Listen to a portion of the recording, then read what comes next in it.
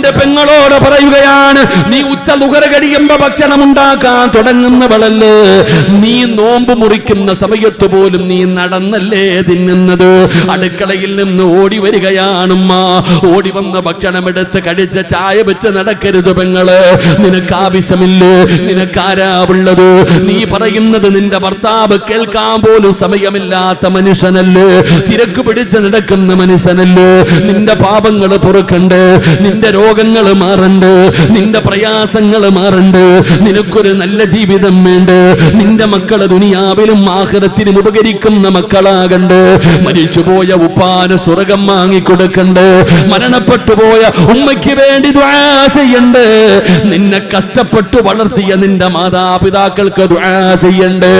ആ ദുആ ചെയ്യേണ്ട സമയമാണ്. സ്വന്തം കാര്യം നോക്കേണ്ട സമയത്തും നീ ഭക്ഷണം വെച്ച് ഓടി നടക്കല്ല പെങ്ങള്. നിങ്ങളിൽ എത്ര പേരാ സഹോദരിമാരെ, നിങ്ങളിൽ എത്ര പേരാ ആ 6:30 മുതൽ നോമ്പ് മുറിക്കുന്ന സമയം വരെ അടങ്ങി ഒന്നിരിക്കുന്നത്? ആ സമയത്ത് നീ അടുക്കളയിലാ, ഭർത്താവ് ഇങ്ങനെ ഇരുന്നിട്ട് കൊണ്ടുപോവാ കൊണ്ടുപോവാ കൊണ്ടുപോവാ കൽപ്പന. അദ്ദേഹം ഓർഡർ ഇടും, ചായ വേണം, കടി വേണം. എന്തിനാ പെങ്ങളെ? ഒരു 5:30 6 മണി അല്ലെങ്കിൽ 6:30 മുമ്പ് എല്ലാ പണിയും തീർത്തു ഒന്നുവെടുത്തിട്ട് സ്വന്തം കാര്യം നോക്ക്.